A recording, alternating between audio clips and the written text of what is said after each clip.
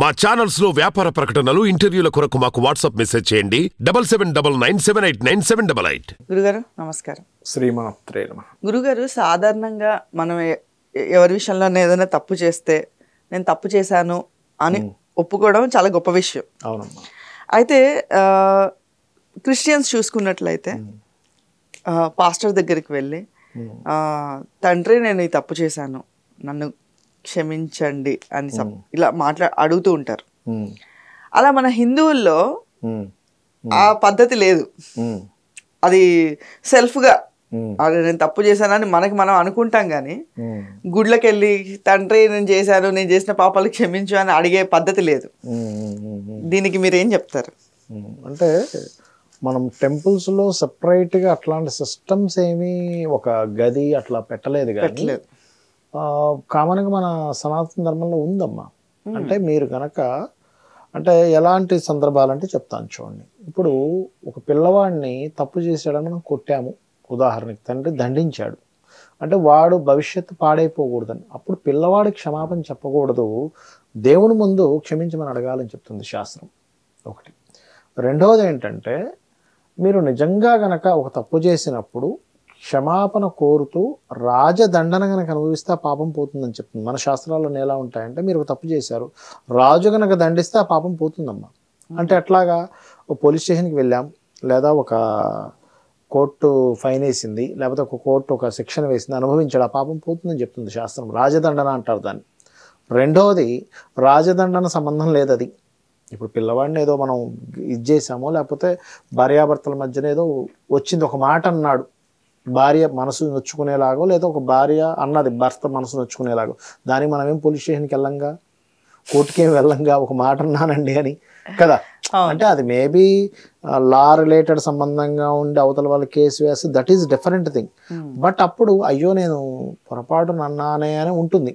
అలాంటప్పుడు ఖచ్చితంగా ఆ భార్యాభర్తలు అన్నప్పుడు సమానం కాబట్టి భార్యకి చెప్పొచ్చు, అయ్యో నేను ఇలా మిస్అండర్స్టాండింగ్ చేసుకున్నాను, నాకు క్షమించాను అని దేవుడి ముందు కూడా అనుకోవచ్చమ్మా. శాస్త్రం చెప్తుంది, స్వామి నా యొక్క ఇంద్రియ నిగ్రహం కోల్పోయి, నా ఏవైతే ఒక్కోసారి మనం సహనాన్ని కోల్పోతాం, సహనాన్ని కోల్పోయి ఇటువంటి మాట నా నోటి నుంచి వచ్చింది స్వామి, ఇంకోసారి రానివ్వకుండా చూడు అని అనొచ్చు అమ్మా, తప్పు కాదు.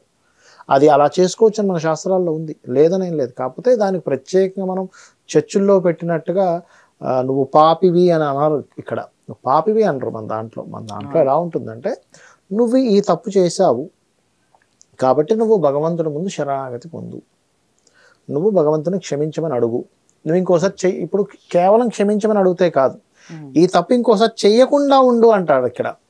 కేవలం క్షమించేసి మళ్ళీ ఇంకోసారి తప్పు చేసి మళ్ళీ క్షమించేసి ఇంకోసారి తప్పు చేసి క్షమించడం కాదు ఇక్కడ కాన్సెప్ట్. ఈ తప్పు యొక్క దీన్ని నువ్వు తెలుసుకో. ఇప్పుడు దీనికి చెప్తాను చూడండి. మనకి అహల్య కథ మీకు తెలుసు కదమ్మా. అహల్య ఇంద్రుడు వచ్చినప్పుడు, ఇంద్రుడు అని చెప్పి తెలిసి కూడా అహల్య అక్కడ ఒక చిన్న తప్పిదం జరుగుతుంది వాళ్ళిద్దరి మధ్యని. జరిగినప్పుడు చెప్తుంది అహల్య, నువ్వు వెళ్ళిపో, మళ్ళీ నా భర్త వస్తాడేమో అనేసి టక్కని తెలుస్తుంది వాళ్ళ హస్బెండ్కి, వాళ్ళ అహల్య యొక్క భర్తకి. తెలిసినప్పుడు అహల్యని దండించడు.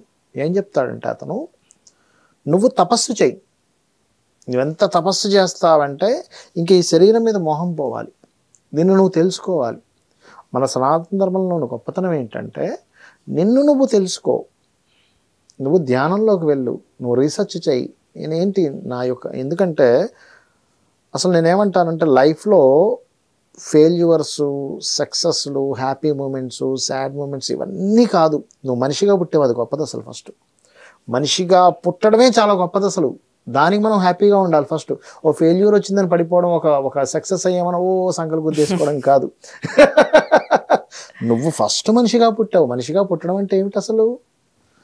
నీకు మనిషిగా పుడితే ఒక ప్రాణికి, నార్మల్ ప్రాణికి మనిషికి ఎంత తేడా అంటే, ఒక పురుగు ఉందమ్మా, దానికి ఆకలేస్తుంది, ఎక్కడికి వెళ్తుంది? మీకు ఆకలేసింది ఏం చేస్తారు? అతన్ని పిలుస్తాడు. ఇప్పుడు టీ తెచ్చిన అతన్ని పిలుస్తారు, బాబు ఒక ప్లేట్ ఇడ్లీ తీసుకుని అంటే వెంటనే తీసుకొస్తారు, మీరు తింటారు. ఇది ఏ జంతువు కానీ ఇంత సాధ్యమా? ఇది వెతకాలి, దానికి ఆకలి దొరకచ్చు, దొరకకపోవచ్చు, ఆకలితోనే తిరగచ్చు. దాహం వేసిందో వెతకాలి, అవునా? భయము, మైథునము, నిద్ర, ఈ మూడిటితోనే ఉంటాయి వేరే జీవరాశులన్నీ కూడా. ఒక గేట్వే లాగా ఉంటుంది మనిషి యొక్క జన్మ. అంటే ఏంటి, నేను జన్మించాను, మరలా ఈ యొక్క 84 లక్షల జీవరాశుల్లో ఉండేటువంటి వెనక్కి వెళ్ళిపోకుండా దైవాన్ని చేరేటువంటి ఒక పాయింట్ మనుష్య జన్మ అనేటువంటిది. అందుకని ఈ జన్మలో ఏవో చిన్న చిన్నవి చేశామా, అవి చేసామా, ఇవి చేసామా, వాడేదో అన్నాడా, వీడేదో అన్నాడు, వాడు ఈర్షపడుతున్నాడా, వీడు ఈర్షపడుతున్నాడు, వాడు అలాంటి వాడా, వీళ్ళు ఇలాంటి వాడా, ఇవి కాదు.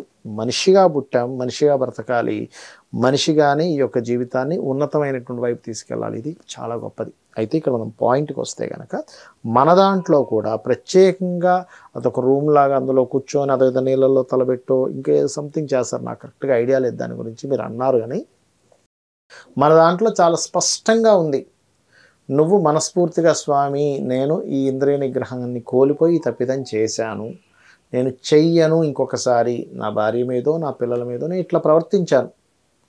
ఒక వ్యక్తి ఎవరో రాత్రిపూట ఏదో తాగేసి వచ్చాడు, ఏదో అన్నాడు, ఆయన మైండ్ సరిగ్గా లేక ఏదో మాట అనేసాడు, పిల్లలు భార్య నొచ్చుకున్నారు, పొద్దున్నే లెగిసి స్పృహ వచ్చింది, అర్థమైంది రాత్రి జరిగిన విషయం, అయ్యో స్వామి ఇంకోసారి ఇటువంటి పని చేయను అని చెప్పి అసలు ఇంకా ఒట్టేసుకోవాలి. అది మన దాంట్లో ఉన్నటువంటిది.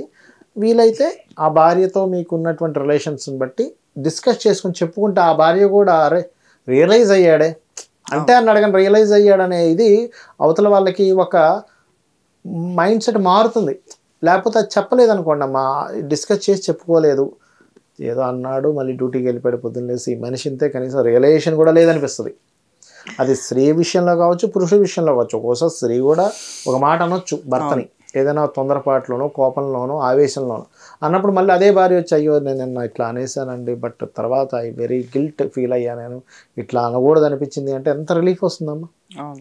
అది భార్యాభర్తల మధ్యన ఉన్నప్పుడు కానీ లేదా తల్లిదండ్రుల మధ్యన ఒక్కోసారి అవుతుంది, పెద్దవాళ్ళతో కూడా అవుతుంది, ఇలా అన్నతో అవుతుంది, తమ్ముడితో అవుతుంది, లేదా ఒక బాస్తో అవుతుంది ఒక్కోసారి.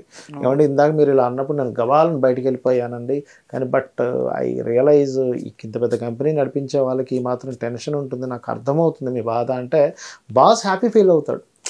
నెక్స్ట్ టైం ఏమనుకుంటా అంటే బాస్ అరే ఈయనకి ఇంగిత జ్ఞానం ఉంది, ఆలోచిస్తున్నాడు కనీసం అనుకుంటాడు. అదే మనం నేను చెప్పేది ఏంటి సారీ, నేను అవతల వాళ్ళకి తలొంచేది ఏంటి అనుకుంటారు. కానీ అవతల వాళ్ళకి మనం కనుక సారీ చెప్పడం కంటే కూడా మనం రియలైజేషన్ నాకు అర్థమైందని చెప్తే మన వాల్యూస్ పెరుగుతాయి ఎప్పుడు కూడా. కాబట్టి ఇది చాలా మంచి పద్ధతి. బట్ ఇక్కడ ఏంటంటే ఇంకొకసారి ఆ తప్పు జరగకుండా చూసుకోవాలనే దృఢ సంకల్పం మనలో తెచ్చుకోవాలి. దేనికి శాస్త్రాల్లో మనకి లలితా సహస్రనామాల్లో మనం ఒక మాట మాట్లాడినప్పుడు మిస్కమ్యూనికేషన్స్ అవ్వకుండా ఉండాలంటే దానికి ఒక మంత్రం ఉంటుంది, కర్పూర వీటి కామోద సమాకర్ష దిగంతర. ఓం కర్పూర వీటిక ఆమోద సమాకర్ష దిగంతరాయే నమః అని చేసుకుంటుంటే మనం ఎవరితో మాట్లాడినా మిస్కమ్యూనికేషన్స్ రావట. అలాగే మానసికంగా దౌర్బల్యంతో మనం పిచ్చి పిచ్చిగా ప్రవర్తిస్తాం ఒకటోసారి, మైండ్ అంతా మెంట్లెక్కిపోతుంది అవతల వాళ్ళు చేసేవాళ్ళు. దానికి ఏంటంటే ఓం అష్టమీ చంద్ర విభ్రాజ అలికస్థల శోభితాయే నమః ఇది చేసుకోవాలి. మనసు మన ఆధీనంలో ఉండాలంటే ఓం మనస్వినియే నమః అనే నామస్మరణ చేసుకుంటూ పౌర్ణమి అమావాస్యల నాడు కనుక అమ్మవారిని ఎక్కువగా ప్రార్థిస్తే ఎటువంటి ఇబ్బందులు రావు. మన మనసు మన ఆధీనంలో ఉంటుంది. ఇక్కడ మనం అర్థం చేసుకోవాల్సింది ఏంటంటే మనం ఎందుకు తప్పు చేస్తాము, సింపుల్ థింగ్. మన శాస్త్రం ఏం చెప్తుందంటే మన మనసు మన ఆధీనంలో లేనప్పుడు మనం తప్పు చేస్తాం. మన మనసుని నియంత్రించేది ఎవరు అంటే శాస్త్రం వేదం ఏం చెప్తుంది, చంద్రమా మనసో జాతః అంటే చంద్రుడు మనసుకు కారకుడు. చంద్రుడిని రవిని ఏం చెప్పారు శాస్త్రాల్లో అంటే రవిచంద్రుడు ఇద్దరు కూడా అమ్మవారి యొక్క నేత్రములు అని చెప్పడం జరిగింది. అదే విష్ణు నేత్రాలు అని చెప్పడం జరిగింది, ఈ కారకుడైనటువంటి స్థితి కారకుడైనటువంటిది, మరియు అదేవిధంగా అమ్మవారి నేత్రాలు అని చెప్పడం జరిగింది. అంటే ఏమిటి, ఈ అమ్మవారు నేత్రాలుగా భావించేటువంటి సూర్యచంద్రుడికి నువ్వు ఆరాధన చెయ్యు, నీ మనసు ఆటోమేటిక్గా కంట్రోల్ ఉంటుంది, నీ ఆత్మ నీ కంట్రోల్లో ఉంటుంది. ఈ రకంగా చేసుకుని మనల్ని మనం కంట్రోల్లో తెచ్చుకుంటే అసలు పాపులం అవ్వాల్సిన పనే లేదు మనకి. ధన్యవాదాలు. శ్రీమాత్రే నమః.